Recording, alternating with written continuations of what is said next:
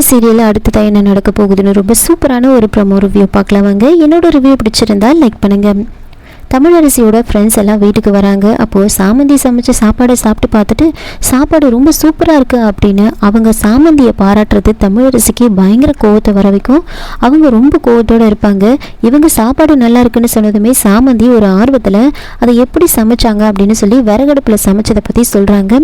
அதை கேட்டதுமே இன்னும் பயங்கரமாக வந்துட்டு தமிழரசிக்கு கோவம் வருது. சாப்பாடு தட்டை தூக்கி அடிக்கிறாங்க. அங்கே சாப்பாட்டில் ஒரு முடி இருக்கிறத பார்த்துட்டு இதில் முடி இருக்குன்னு சொல்லி சாப்பிட்ட தட்டை தூக்கி அடிப்பாங்க. அதுக்கப்புறம் இதுக்கெல்லாம் காரணம் சாமந்தி தான். அவள் தான் ஒழுங்காக சரியாக சமைக்கலை, இது அவளோட முடி தான், அவளோட முடியை நான் வெட்ட போகிறேன், அவளுக்கு நான் தண்டனை கொடுக்க போகிறேன் அப்படின்னு சொல்லி தமிழரசி சாமந்தியோட முடியை வெட்டுறதுக்காக போகிறாங்க. அப்போ தான் அர்ஜுனோட அப்பா அங்கே வராரு. அப்போது தமிழரசிக்கிட்ட வந்து கேட்குறாங்க, அது சாமந்தியோட முடி தான் அப்படின்னு நீ எப்படி சொல்கிற? ஒருவேளை உன்னோட முடியாக இருக்கலாம், இல்லை வீட்டுக்கு வந்தாங்களே ஃப்ரெண்ட்ஸ் அவங்களோட முடியாக கூட இருக்கலாம் அப்படின்னு வந்து சொல்லி கேட்குறாங்க. ஆக்சுவலாக தமிழரசி தான் அந்த முடியை எடுத்து அந்த சாப்பாட்டில் வந்து போட்டிருப்பாங்க சாமந்தி மேலே பழி போடுறதுக்காக. இதை பார்த்துட்ருப்பாரு அர்ஜுனோட அப்பா. அதனால தான் அப்படி ஒரு கேள்வி வந்து தமிழரசிக்கிட்ட வந்து கேட்குறாங்க.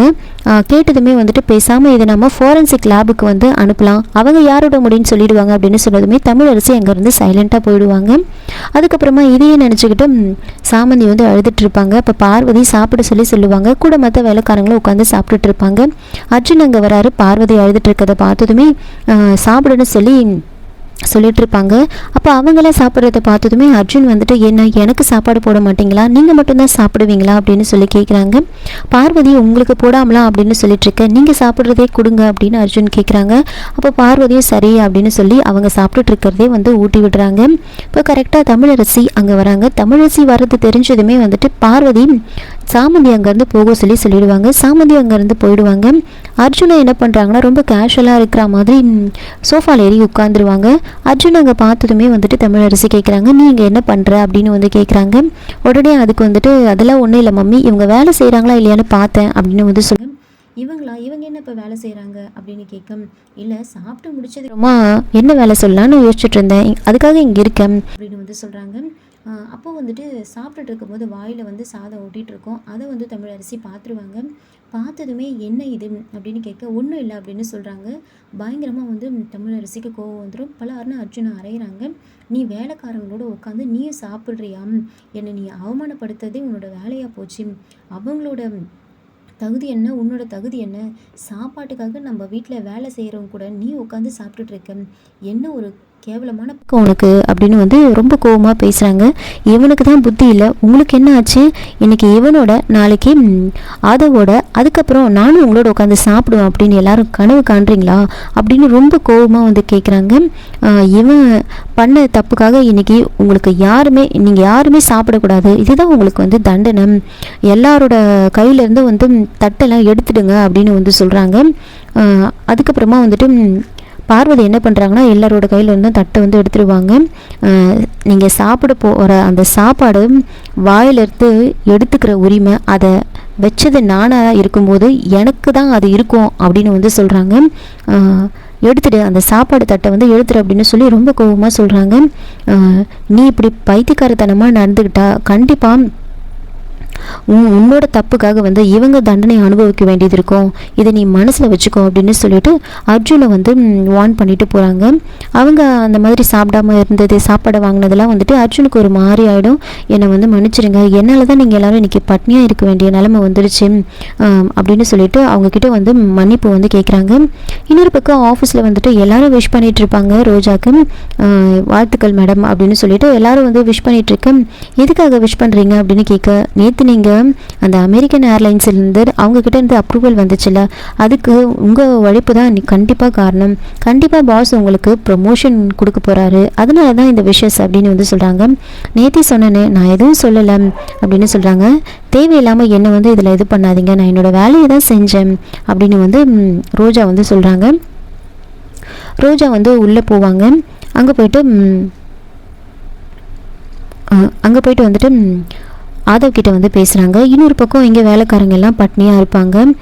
இந்த உண்ணாவிரத தண்டனை வந்து எப்போ முடியும்னு தெரியல, மேடம் எப்போ சாப்பாடு போடுவாங்கன்னு தெரியல, ஏற்கனவே ரொம்ப பசி வயிற்று கில்லுது அப்படின்னு வந்து சொல்கிறாங்க.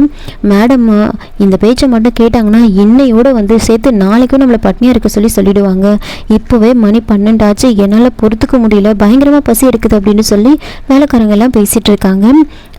அப்போ வந்துட்டு கரெக்டாக ஆதவ் அங்கே வராங்க. சாப்பாடை வாங்கிட்டு வந்து எல்லாருக்கும் வந்து கொடுக்குறாங்க. நீங்கள் போயிட்டு சாப்பிடுங்க அப்படின்னு வந்து அவங்க எல்லாம் வந்துட்டு வேணாம், திரும்பவும் உங்கள் அம்மா பார்த்துட்டா வந்து இன்னும் எத்தனை நாள் பட்டிருக்கு சொல்லுவாங்களோ தெரியல, அதனால் அப்படின்னு வந்து வேண்டான்னு சொல்கிறாங்க. அதனால் யாருக்கும் தெரியாமல் ரகசியமாக நான் எடுத்துகிட்டு வந்திருக்கேன், நீங்கள் அம்மாவுக்கு தெரியாமல் ஆளுக்கு ஒரு இடத்துல போயிட்டு சாப்பிட்டுடுங்க அப்படின்னு வந்து சொல்கிறாங்க. அப்போது அர்ஜுன் கிட்ட வந்து எல்லாரும் வந்து தேங்க்ஸ் சொல்கிறாங்க. எங்களோட பசியை பொறுக்க முடியாமல் உங்கள் அம்மாவை மீறி எங்களுக்காக நீங்கள் வந்து சாப்பாடு எடுத்துகிட்டு வந்திருக்கீங்க அப்படின்னு சொல்கிறாங்க. நீங்கள் பட்னியாக இருக்கிறதுக்கு காரணமே நான் தானே, என்னோட தப்பை நான் தானே சரி பண்ணணும், முதல்ல நீங்கள் வயிறு நிறைய சாப்பிடுங்க அப்படின்னு சொல்கிறாங்க.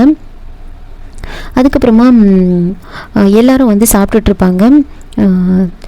அப்போது பார்வதியும் வந்து சாப்பிட சொல்கிறாங்க. இனிமேல் உங்களுக்கும் எனக்கும் நடுவில் யாரும் இருக்கக்கூடாது அப்படின்னு வந்துட்டு ரோஜா வந்து சொன்னது. ஆதவ், இனிமேல் உங்களுக்கும் எனக்கும் நடுவில் யாரும் இருக்கக்கூடாது, நீங்கள் என்ன சொல்லணுன்னாலும் நேராக என்கிட்ட தான் சொல்லணும், என்ன உங்களோட ஆளாக நினச்சிக்கோங்க அப்படின்னு வந்துட்டு ரோஜா வந்து சொல்லியிருப்பாங்க ஆஃபீஸில். அதை வந்து ஆதவ் வந்து யோசித்து பார்த்துட்ருப்பாரு. உங்களோட ஆள் அப்படின்னா என்ன அர்த்தம், மற்ற எல்லாரும் மாதிரியும் தான் அவள் என்னோட எம்ப்ளாயி தான், அப்படி இருக்கும்போது உங்களுடைய ஆள்னு அவள் சொன்னதுக்கு என்ன அர்த்தமாக இருக்கும் அப்படின்னு வந்து யோசிச்சுக்கிட்டு இருக்காங்க. இன்னொரு பக்கம் ஆனிவர்சரிக்காக வந்துட்டு ஒரு ஃபோட்டோ ஃப்ரேம் வந்து பண்ணியிருப்பாங்க. அதை வந்து ஆதவ் வந்து எடுத்து பார்த்துட்ருப்பாரு. இதெல்லாம் வந்துட்டு ரோஜா சொன்னதெல்லாம் யோசிச்சுக்கிட்டு ஆதவ் எடுத்து பார்த்துக்கிட்டு இருப்பாரு.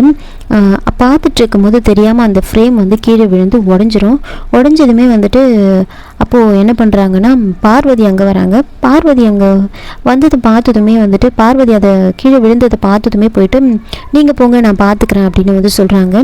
அதை எடுத்துகிட்டு இருக்கும் போது தமிழரசி அங்கே வராங்க. தமிழரசி வந்ததுமே ரொம்ப கோபமாக வந்து கேட்குறாங்க, இது வந்து என்னோடய ஆனிவர்சரிக்காக நாங்கள் அவ்வளோ ஆசையாக வந்து செஞ்சது இந்த ஃப்ரேமு, அதை நீ உடச்சிட்டியா அப்படின்னு ரொம்ப கோபமாக வந்து பேசுகிறாங்க. பார்வதியை அடிக்கிறதுக்காக போவாங்க.